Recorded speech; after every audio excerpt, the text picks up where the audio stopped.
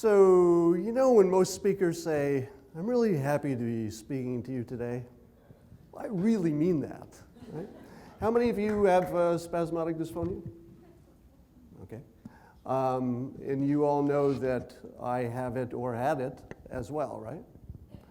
I'm going to tell you a little bit about my story, then I'm going to tell you a little bit about success in general. That's what my sort of canned presentation is about, but we'll get to that in a minute.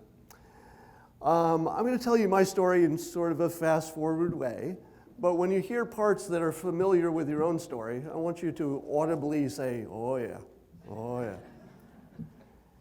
So one day I had a normal respiratory problem. I thought it was no big deal. I had a little laryngitis, but it lasted a long time. Yeah. Went to the doctor. Doctor said, it's probably just some normal thing. So he tried treating some normal things. That didn't work. He tried, he said, check out the ENT, see if there's anything down in your throat. He found nothing. Sound familiar? And then my trail kind of grew cold after a while. Right? I tried all the things that my doctor recommended. I went to the ENT. He said, I don't see anything. I don't know what the problem is. And then when I went back to my doctor and said, what else you got? He said, maybe you should talk to the psychologist. Sound familiar? And so I did. And so she listened to my story, and I explained how I can speak fine to my cat, but I can't speak to human beings. I can speak fine before a person walks in the room, but when they walk in the room, I go, and she said, maybe we should give you some drugs, and maybe fix that brain of yours, which is clearly broken in some way. You must have some sort of anxiety problem. And I thought to myself, the only problem I have is this, right? I don't think I have a general anxiety problem. But I decided to not do that, right? Instead, I ended up looking for the source of this problem myself. So I set my, let me back up a little bit. Years before I had a voice problem, I had a hand problem. When I would overuse my hand, it would spasm, and that too was a mysterious problem. And when I found the doctor who could finally tell me what that was, by coincidence, one of the world experts lived in my town in Pleasanton and worked at my Kaiser facility. So he said, yeah, that's a focal dystonia, a muscle spasm. Now, I'm going to skip from that story. You just have to know that it happened, right? I had a problem with my hand. In time, I found a way to deal with that, and now I draw on a computer, which takes the problem completely away. But time goes by, and now I have this mysterious voice problem. And one day, after not being able to find the solution anywhere, I just had one of these moments. You know, you're sitting there and you think, I wonder if there's any connection between this hand problem and the voice problem. So I went on Google and I Googled voice dystonia. And boop, up pops up a spasmodic dysphonia. And there's a little clip on there on YouTube, and you know where this is going, right? I played the clip. I'm like, that's it. All right, there's no question, right? When you hear it, it's like, that's it. So now I had a name for it. Now I could take it to my doctor, and now my doctor said, oh, I think I can find somebody in the system who knows that. I did Botox for a while. For me, it didn't work. I think it worked sort of once when I was getting, luckily when I was getting married, it did work, so I could say the I do's. But in general, it didn't work. I think I've got a weird vocal cord situation going on there. I was also using the method, the dead reckoning, trying to get the tone to work by shoving needles into your neck. So there was a little imprecision involved in my technique. So I decided I had a tough choice here. I could either keep doing the Botox, which in my case didn't work, and I would just always be like that, in this kind of poor, broken voice that worked every other week, half the time.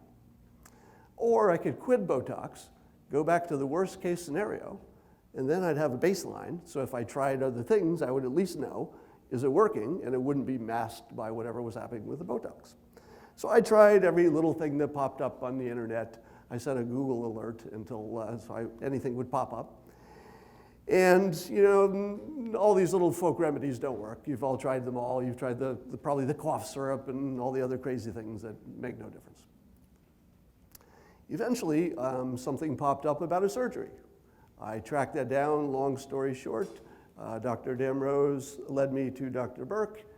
Dr. Burke said, come on down. I said, blah, blah, blah, blah. And he said, you have spasmodic dysphonia.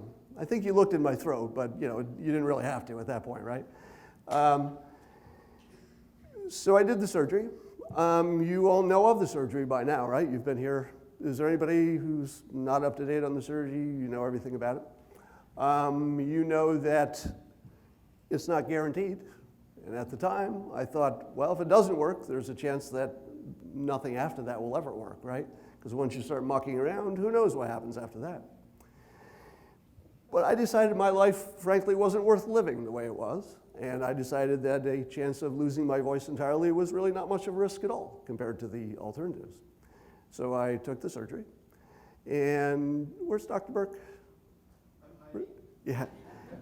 Remind me, was it 8 weeks you wait from the time of the surgery until the nerves regrow? Usually in the middle of 3 months, okay. So whatever it was that you told me, I remember marking it on the calendar, and every day I would try to talk, and it's this weird feeling where your brain is not connected to your vocal cords, so you're thinking words and your mouth is moving, and nothing's happening. It's kind of strange. But 3 months of choking on my food and pretty unpleasant time as things were coming back to normal, and just about whatever that period was, 3 months, just about to the day, as I recall, my wife at the time walked in, and I said hi, and it worked. Now, it was a long time, really probably almost a year before I could have a strong voice, and it's gotten stronger every year since then, by the way.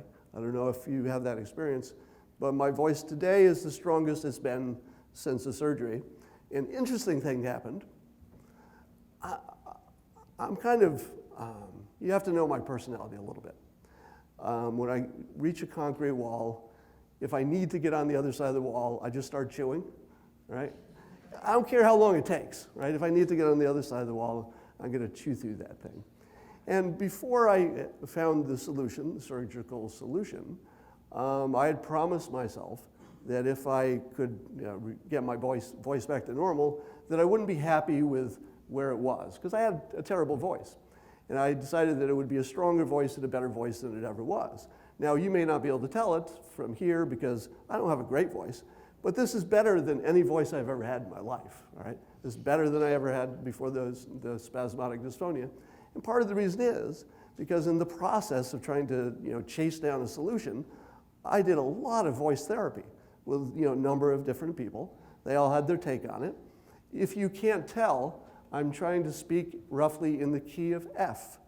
I don't have good musical skills, so I don't know how close I am, but I can tell you this is not my normal tone, all right? My normal speaking tone I don't use anymore because it's hard and it damages my voice over time. And it's probably contributed to the problem. So my normal voice, if I can even reproduce it, would be deeper, would be more like this. But if I spoke like this, you can already tell it starts to break down a little bit, so it's a little rougher. If I spoke like this for a long time, it would be really rough on my equipment, right? So instead, I've learned over time to speak at a higher tone, and this solved one of the biggest problems I've ever had with voice, which is I go into a busy place, let's say it's a party or a bar, you're trying to say something over crowd noise. If you match crowd noise, compared to nobody hears anything. But if you learn to speak in the higher pitch, it's not only better for your voice equipment, but you can pierce right through the lower tones of the background. So, bottom line is, spasmodic dysphonia, nobody wants it. But I gotta tell you, I came out ahead. I'm way ahead at this point, all right? And this is gonna launch us into what I wanna talk about. I'm gonna talk about success in any context. It doesn't have to be money, it could be just whatever you want in life. Throughout your life, you've probably heard these little things about success, right? There's a set number of things that everybody says. I, as you might imagine, have a contrarian view about success. But I have to tell you before I get into it, that if you've ever taken advice from a cartoonist on anything important such as health or finances, it probably didn't work out for you. So nothing that you hear today is advice. It's not intended as advice, because advice doesn't really work once you get outside of the medical field and maybe the legal field. And the reason is, well, think about this for a moment. Imagine if I gave you all the advice that I've accumulated over my life about how to become a cartoonist. Would it work for you? Probably not, right? Because you're not me, the situation is different.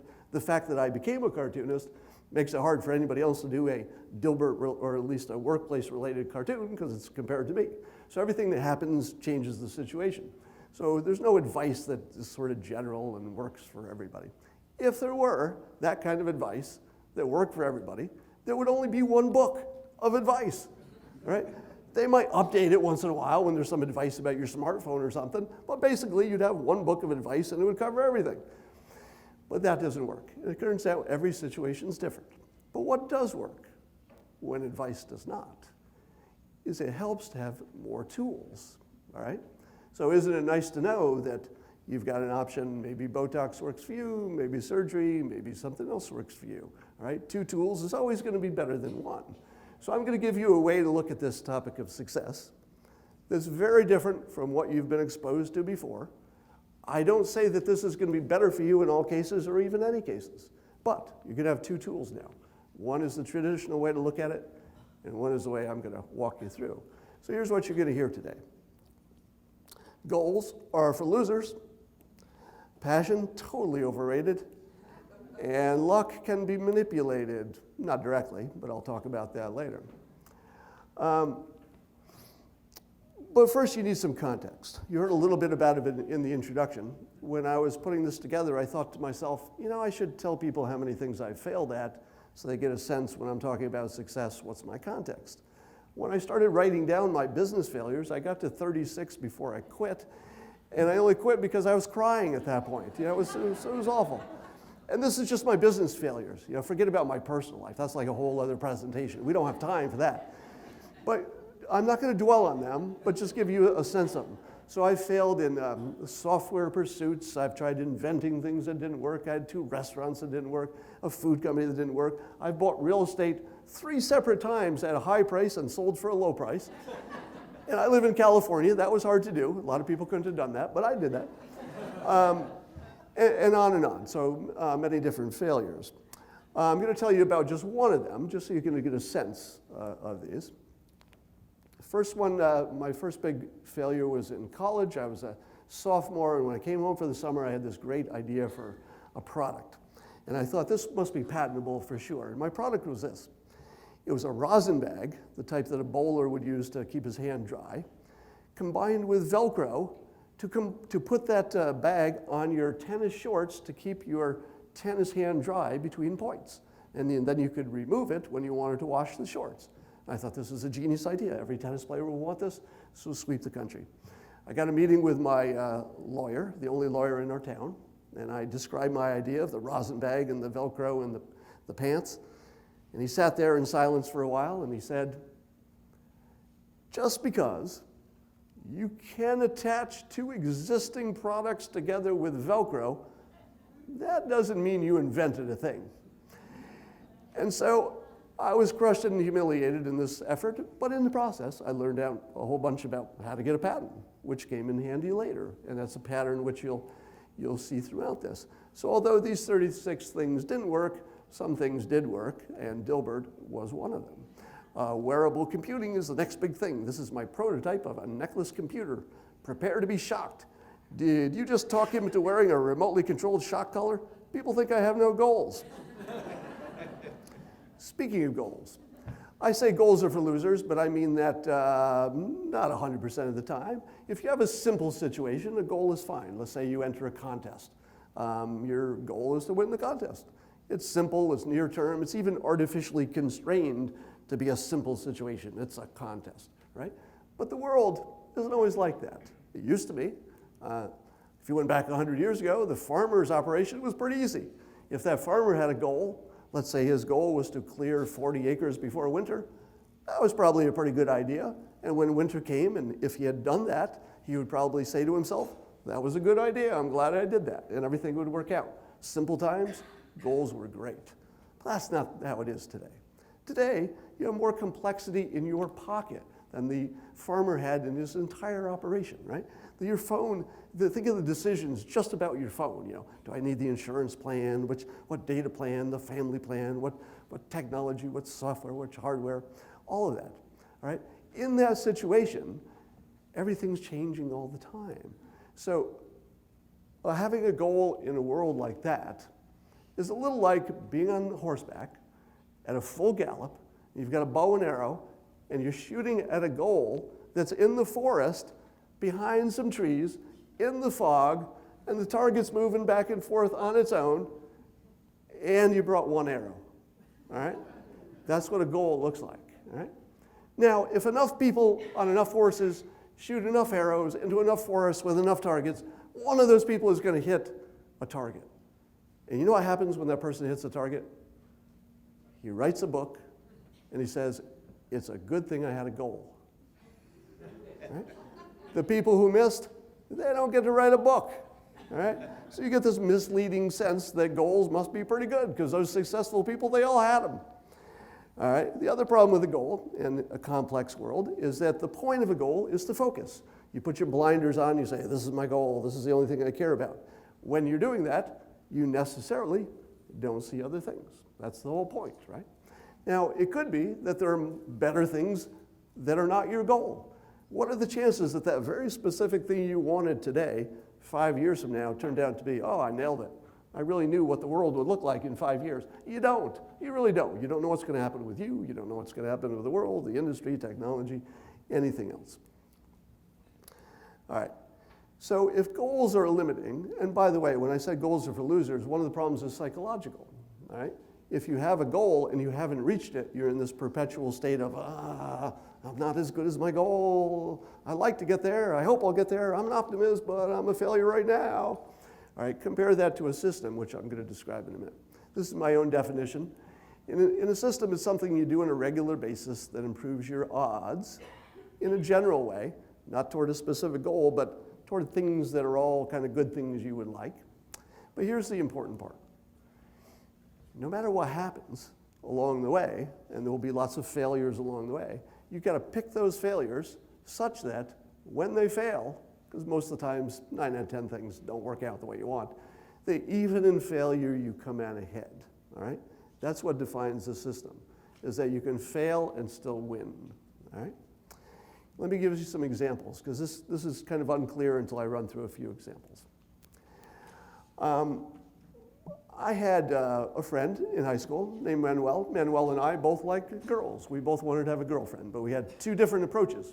I had what I would call a goals approach at the time, and the way that worked is I would identify the girl who was the one I wanted, the cute girl in the class, and I would find out as much as I could about her. I'd talk to her friends. I'd learn out what habits she had, what hobbies she had. I'd try to show up where she might be.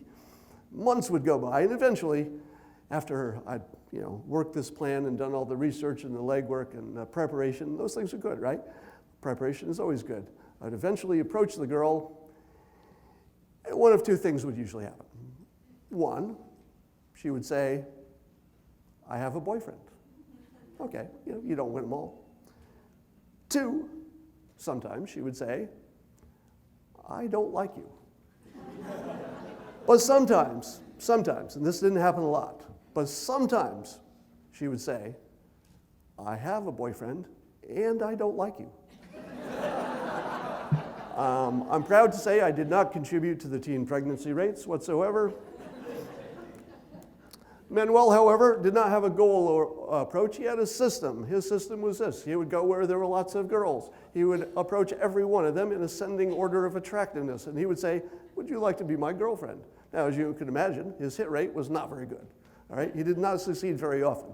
But this is not a story about, oh, try until you succeed, right? That's, the old story. Get back in the horse if at first you don't succeed. That's not my story. My story is that every time he failed, he got smarter, all right? He was building a skill. He was finding out how to approach strangers. He was figuring out if I say this, they react this way. If I say this, they react the other way. He was doing A/B testing. He was getting a thicker skin. He left this with skill and a girlfriend. All right? I didn't have skill or a girlfriend. All right? Let me give you a few more examples. A friend of mine had a system. He would apply for jobs and go on interviews for jobs that he did not want. He had a really good job, but he worked at home. He was a tech guy, and he didn't get to meet a lot of people or network, so his career was a little bit bound by how many people he could meet. So he would use the job interviews as networking. He would just go to the interview, meet some people. They would be impressed because he was always overqualified. There were jobs he didn't want. And he learned how to be a really good interviewer. One day, after a few years of this, and he would always tell me what his system was, he went on an interview, and the interviewer said, you know, you're way overqualified, like every other time. But our CTO just quit. You'd be perfect for that job. And so he got this gigantic raise and promotion by operating his system, which simply increased his odds that something good was going to happen. All he did was he let the universe know he was there. He made himself available. He met people. He left the house. And he met the right kind of people, and he did it often enough that luck was more likely to find him. Let me give you some more examples. Here's what I use. You know, if you're like Tiger Woods, you probably know it at 6. Like if you have some special skill that's world class, but most of us don't have that. But you can get to that by layering fairly ordinary skills. So, for example, if you were to layer public speaking on top of whatever else it is that you're doing, you would be the first person your boss would think of when the boss needs a replacement, right? Because whoever can speak in front of the crowd is a little more management material or leadership material than someone who can't. Now, I took the Dale Carnegie course that everybody in the class who took it could do what I'm doing as easily and enjoy it, right? So what they do is they teach you how to enjoy it. So when I'm up here, some of you are probably thinking, I wouldn't want to do that because I don't like this public speaking. Everyone in the class thought that. At the end of the class, everyone wanted to do this. They would volunteer to do this, right? Just like I do. So it's easy to learn. Other things that you can learn, I can't learn second languages. I don't have the skill, but you probably could. Psychology. There are about 50 concepts in psychology that if you don't understand, at least on the 2-sentence level, somebody's probably using those things against you, all right? So I would recommend a book called Persuasion. It's kind of the best book in the field for that, to get a flavor of how much stuff you're missing, all right? And then just start paying attention, because the internet can serve up all of these stories of studies and psychological phenomenon. Terribly important. I use it all the time in my work. All right, and you should have a little bit of a business sense and a technology sense to do anything these days. So those are good skills to layer on top of whatever you've got. Dilbert was the first comic strip to be on the internet every day. It sounds funny because it was so long ago that was actually it was a big thing to put a comic on the internet one day, because it was thought that they would all be stolen and copied and the business model would fall apart. That only happened because I knew about technology. I worked in a lab at the phone company, so I knew enough to know that this would be a good idea, right? That simple layer of knowledge on top of what I was already doing was worth millions, right? Basic design. I think that you could learn the basics of design in about an hour. You could get about 80% of it, and you would need it for everything from designing slides to designing whatever your presentations are, to your website, to your everything. Everything is design these days, right? Anything digital needs design. So if you put these basic skills together, you might add up to something. Now, it doesn't have to be those ones I mentioned. Those just happen to be ones that layer on top of anything well. But let me give you an example of some normal talents layered together. In my case, I'm a mediocre artist. Nobody would ever look at a Dilbert cartoon and say, wow, that guy's Norman Rockwell. He can draw. Look at that. In this room, a room of this size, there are probably 3 to maybe 10 better artists, all right? I'll never win a writing award. In fact, I've never taken a class in writing except a 1-day, 2-day class, I think, in business writing. In this room, probably, again, maybe more. There might be 10 people who can write better, people who have better grammar, people who, just can spell better, all those things. I'm not even the funniest person in the room in my own house sometimes. If I have a party, 3 people are funnier than I am, but I'm funny enough, right? My business skills are kind of average. I'm not Warren Buffett, but it's good that I went to business school because it made a big difference in trying to commercialize my comic business. Now you put those average talents together, and Dilbert is in 2,000 newspapers, and it's a worldwide brand sort of a thing. So that's the system. I'm going to talk about diet and fitness. There are doctors in the room, so I want you to give me no credibility whatsoever about anything I say. And I mean that, because none of this is meant to be advice. I'm going to tell you what I do, but it's only in the context of describing a system versus a goal, all right? So I don't want you to do these things, just understand it as a system. So if you were going to take a goals approach to losing weight, here's what you would typically do. You'd say, I'm going to use my willpower here. I'm just going to resist the cookie. I'm going to put the spoon down. I'm going to push away from the table. Willpower. And we know from every study and every observation and every personal experience you've had, that rarely works. Some people can do it, but most people can't. All right? So compare that to a system. Here's what a system in which you could replace willpower with knowledge. Now, when I say that, your first reaction is, wait a minute, you can't replace one with the other because those are just different things. But let me give you some examples. Let's say you and I go to the salad bar. I hate saying this in front of doctors because I know this is going to go badly, but let's say you go to the salad bar, and it's a terrible salad bar, and all they have is a plain white potato and some regular plain pasta. You're trying to watch your waistline. Those are your only 2 choices. Raise your hand if you pick the potato. A few potato eaters. Raise your hand if you pick the pasta. A few more. A lot of uncertainty. Turns out the potato was the right answer, and it's a fairly significant answer because the glycemic index of the potato is bad, and the glycemic index of pasta is surprisingly not so bad. It has something to do with the way it's processed, science imagines. That's the best guess they have. But they're very different, all right? So you go to the salad bar, you pick the potato, I pick the pasta, you go home, you get fat, I don't. You say, man, that cartoonist has a high metabolism, right? But I don't. Or you say, he's got good willpower, but I don't. Raise your hands if you know that eating peanuts is correlated with losing weight, or at least maintaining weight. Right? Few people have heard that, right? Those of you who didn't know that, what do you do when you're hungry? I eat peanuts. What do you do, right? So I have, through knowledge, a way to solve a problem. I get hungry, I go, here's some peanuts. And it kills my appetite, because the whole point of it is that the good fats, like the peanuts and the avocados, they kill your appetite better than simple carbs. Raise your hands if you knew that being tired feels to your body exactly like being hungry sometimes. Did you know that? All right. So now imagine that, those are just a few examples I threw out. Now imagine that there are 50 of them. But you can learn 50 things in a few hours, right? So you could pay attention and you can move yourself up the curve pretty bit. Now let's imagine that we want to eat healthy, but it's your day one. You said, okay, day one, I'm going to be a healthy eating person, but I don't know how to do that. On day one, all the stuff you used to eat is delicious, right? It's up here. And this stuff you want to eat is terrible. It's down here. All right, that's day one. Here's the system, and this is the one I use.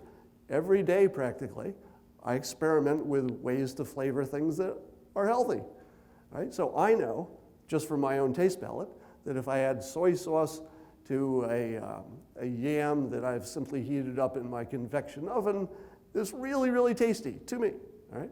So now I can eat that, and it's just as good as whatever this was. Well, maybe not just as good, you know. You can't beat a French fry, but you can get pretty close. So when I need to use willpower, I still need some, but I only need this much.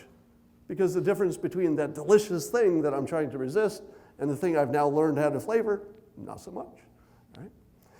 So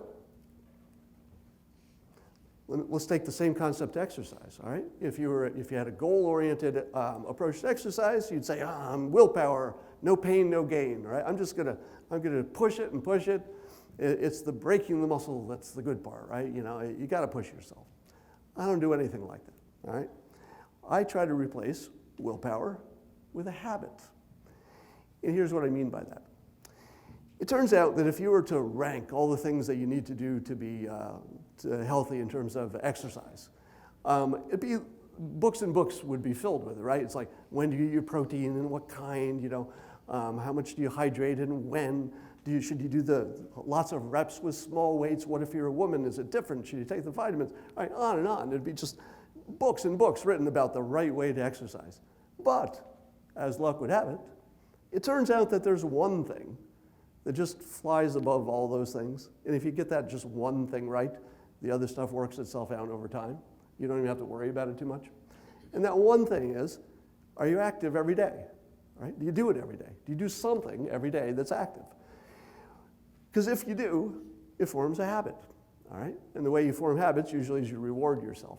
So what I do is I try to underdo it when I exercise. All right? The amount of exercise I do every day, and I do pretty much every day, is an amount that's going to make me feel good that day, right?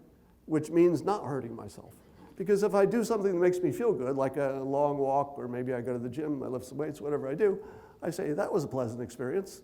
And then I give myself a nice protein shake and a cup of coffee and a few minutes of downtime. I'm pretty busy, so a few minutes of downtime is a real treat for me. And I actually train myself with a treat that by this point, this literally happens by about 11 a.m. every day. My body just starts vibrating, and I can't even stay in my seat because I have to go exercise because it's just such an ingrained habit at this point.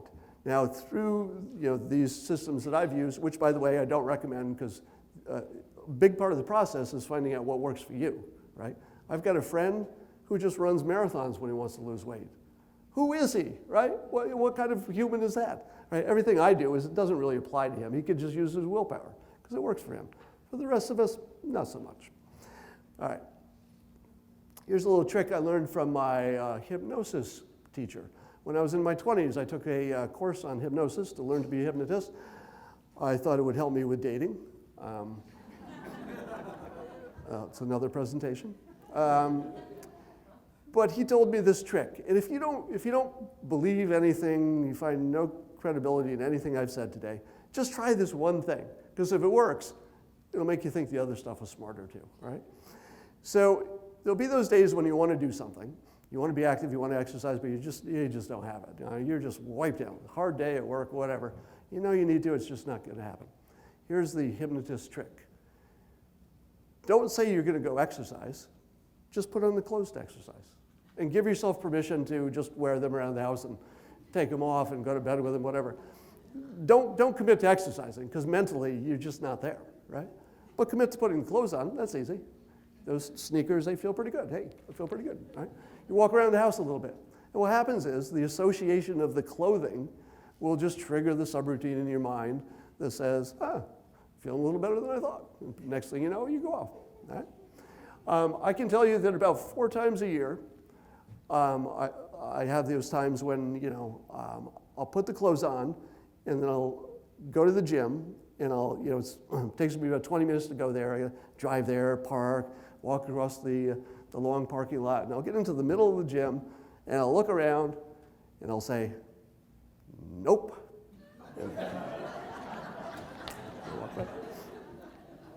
If I had a goal, I would be failing, but I do not. I have a system which is about doing this every day until it's such a habit, I can't even not do it, all right?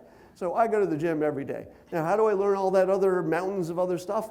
When you're doing something every day, it sets your filters, all right? If you decided tomorrow, I'm going to be playing lacrosse every day, you start noticing articles about lacrosse. You're just drawn to the information. The information is going to start getting through your filters as soon as you're doing it every day, right?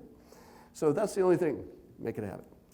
Again, not a recommendation, just what I do. So what this looks like is if you fix your diet and your exercise, you get that right, that'll give you enough energy because you're going to fail at a lot of stuff. You're going to need a lot of personal, physical energy to fail at a lot of stuff and still be okay with it and want to do more stuff. But you want to make sure that you're increasing your personal value at the same time, right? Let's talk about passion. If you ask a billionaire, what is the secret to success? What will they say more often than they ought to? These guys, for example, will often say, passion. You got to follow your passion. You need passion, all right? But I ask you this, how else could they have answered that question in public?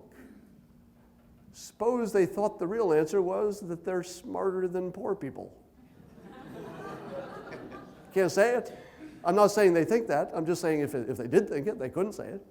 Suppose they think they work harder than poor people. Well, probably their gardener would have a different opinion about that. Maybe the person who cleans their mansion would have a different opinion about that. They don't work harder than other people, right? They can't say they were lucky. They say that sometimes, but they can't totally say it was luck because then nobody wants to work with them. It's like, well, you can't reproduce it. Why do I want to work with you? All right? But there is one thing you can say that everybody thinks is sort of democratic. It's like, you can say passion because it makes it sound like something that everybody can get. It's like, yeah, I'm a billionaire, but I got passion. Oh, you have that too. Yeah, just use your passion and you can get $1 billion. It's kind of easy, actually. Passion it up. I had a boss when I became a commercial lender, one of my first jobs out of college. He had been a lender for many years, and he said to me, one of the ways that you know you don't want to make a loan to someone is if they say they have passion for it. He goes, if somebody comes in and says, I love sports, I want to open a sporting goods store, you don't make a loan to that guy because he's in it for passion. When things go wrong, as they do, because it's business, he's gonna bail out. He's not in it for the right reason. Compare that to this guy. He comes in with a spreadsheet. He says, I've looked at this area and it's underserved with dry cleaning places. I've got a franchise guy, I've got money, I'm gonna put my skin in it. I've done 3 businesses of this nature. I know to operate a business, I know how to hire and fire people. How about a loan? That guy gets a loan. How much passion did he have for his dry cleaning?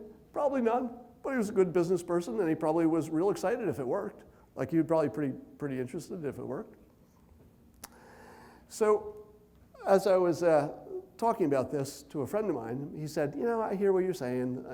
I get your argument, but I can't believe that the people who win American Idol, for example, passion wasn't important to that. Clearly, to go through all that heartache and and all the pressure and everything that they do, the practice, you'd have to be passionate to put up with all that. I said to him, do you watch the show from the beginning of the season? Because when I watch it, I see stadiums full of passionate people, and every one of them is a loser, right? So if you were to go by the numbers, I would say the passion is far more correlated with a stadium full of losers than the one person who won. I'm just going by the numbers. Look around the hotel. You've got carpets and chandeliers and equipment and stuff. Some company made all that stuff. There's somebody who's either the founder of it or maybe it's the CEO now who is rich and is probably pretty excited about his job. They might love their lives, but they're not excited, they're not passionate about light bulbs and ceiling tiles and carpet. The world is full of things that were simply good ideas that made people happy and they were useful and it contributed to the world, and passion wasn't so much a part of it. And let me just say that I've done lots of things that worked and some that didn't, or more that didn't work.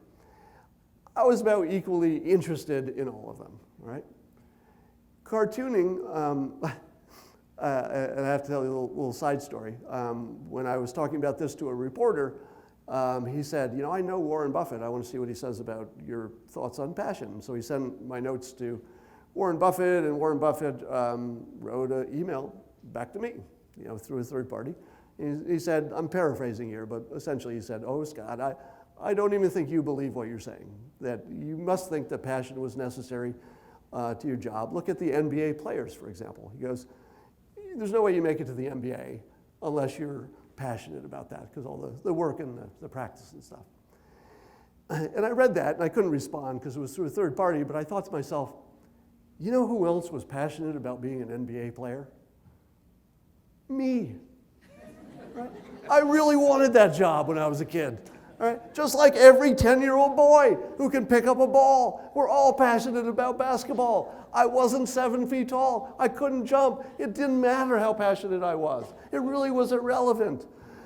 So here's what I've discovered over time, just my observation. I am pretty excited about Dilbert, but I gotta tell you, I'm pretty sure I would be excited about anything that made me this frickin' rich. So it's been my experience, the passion is something that can catch up to you, if you know what I mean. So you can go first, just let it find you.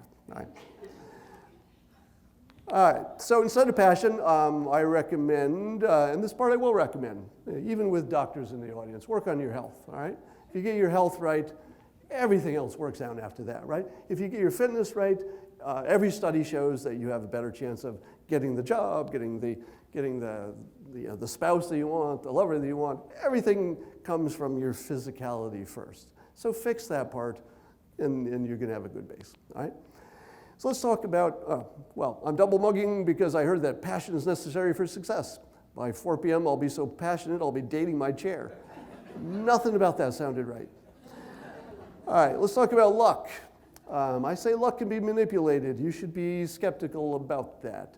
But luck is always the elephant in the room when you're talking about success, right?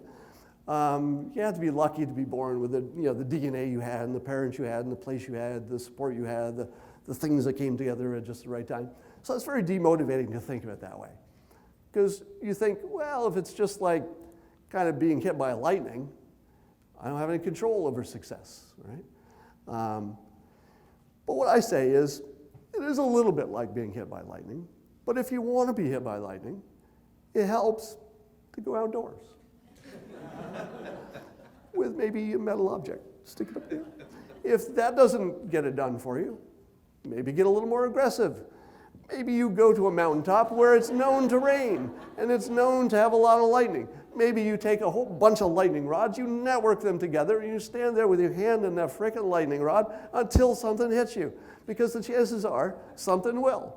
Now, you can't control luck and you can't control the lightning. Well, you can certainly go where the lightning happens, right? And you can certainly say, hey, lightning, I'm here, right? So you have complete control over those things. There was a researcher, Richard Wiseman, Dr. Richard Wiseman, who tried to find out if there's such a thing as luck. You know, are there really lucky people? So he had volunteers who self-labeled themselves either I'm lucky all the time or I'm never lucky. And he studied them to see if there was any difference. And no surprise, there was not. All right? Nobody can guess random events. Nobody can be, purely lucky more than anyone else.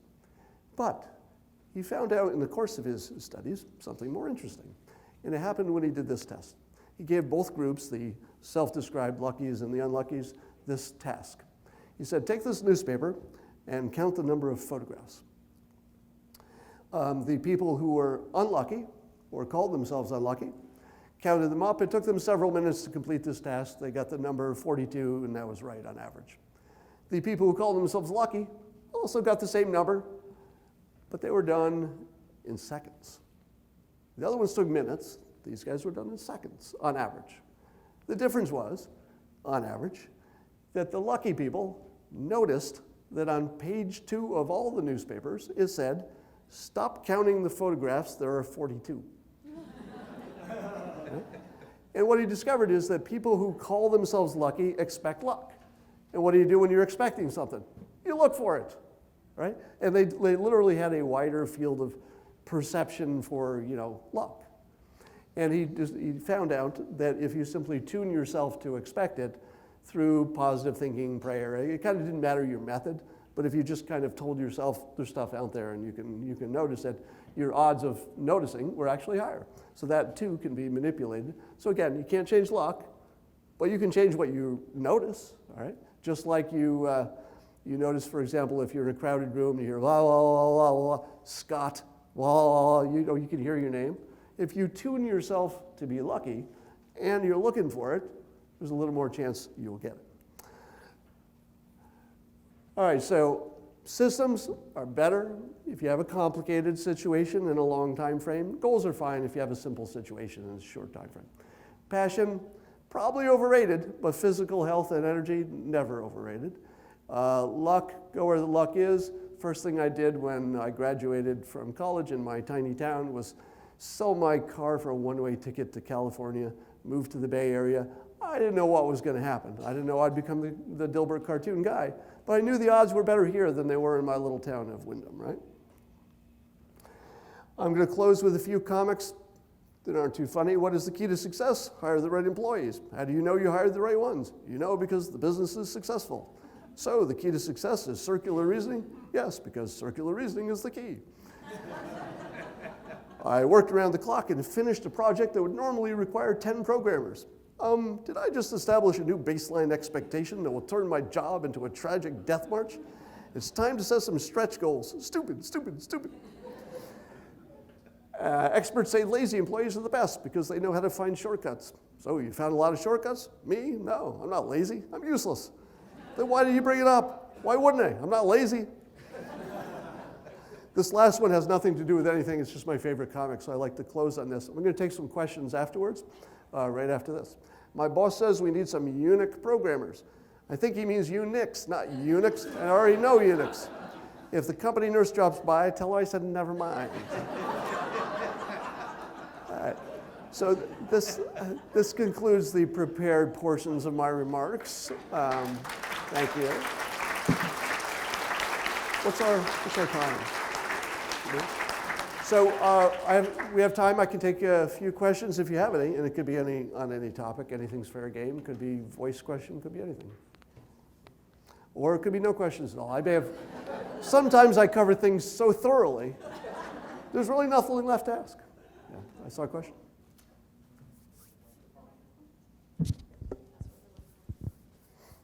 Did we actually have a question? Yep. All right. Thank goodness. It was going to be lonely up here until that happened. Thank you. I was actually surprised to hear that you were told that you could lose your voice, and yet you went for it. Well, when you're doing surgery, anything can happen, right? So what we knew for sure, and stop me, Dr. Burke, if I say anything that's unmedical sounding. When you're cutting stuff changes. So if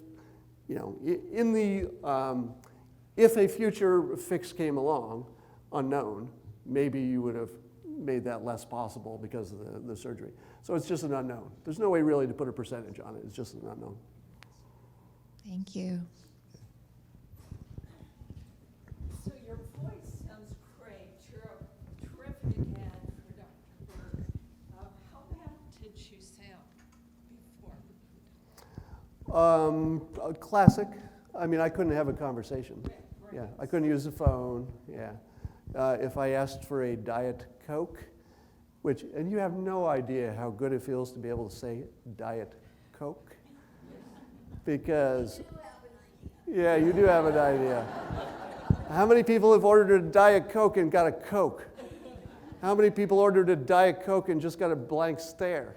I got a lot of Cokes. I didn't get a lot of Diet Cokes, because every time I said diet, it came out, oh, yeah.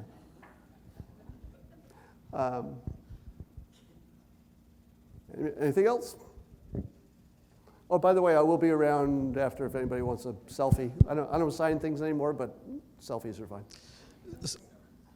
You're not really a good advertisement for me, Scott, because you're a good advertisement for yourself, and you're a very interesting man. The really interesting thing is when I met Scott Adams, you didn't talk. You almost said nothing to me for a long period of time. Little did I know that it was all sitting up there, and you were just waiting for God to release it somehow. But I remember I had very few words with you, and I'm not very verbose myself, but you were even less at that time. So well, it's a God was pleasure to busy, hear so you. I'm glad you were available. It's too easy. And let me just say one thing. The only funny thing is when I when I finished and I realized, well, this guy's going to do really well, I said to Scott, do you think you could possibly do a Dilbert cartoon and put me in it? And he looked at me with a really straight face and he said, you wouldn't want that. It's because I'm not a good artist. I just didn't think I could do him justice. All right, was there anything else? Yes. Personal question. Have you had your IQ tested? What is it? I have, yeah. So I did well in school, but when I came to California, things were terribly just not working out for me. So I actually had my IQ tested to find out if I was really an idiot, and I didn't know it. That's actually literally true. But it was okay. So I got in Mensa. And, Yeah, you love 140 now. So I'm curious, you mentioned the hand spasms with spasmodic dysphonia. Once you had the operation, did the hand spasms go away? No, so the hand spasms was a whole different story and track. I do have that under control. And again, correct me if I'm wrong here, sometimes these dystonia spasm things travel in pairs. All right. So in a way, the hand problem probably hastened my solution because it's the only way I knew to Google the right solution. So it's kind of a classic case of bad news turning out okay. How and when was Dilbert born? Dilbert was first published in 1989, and he was a doodle where I worked, and I bought a book on how to become a cartoonist. That's the fast version, and sent him to some people, and one of them called me back. That's the 10-second version. Yeah. I think we're good, right? Yeah, thanks.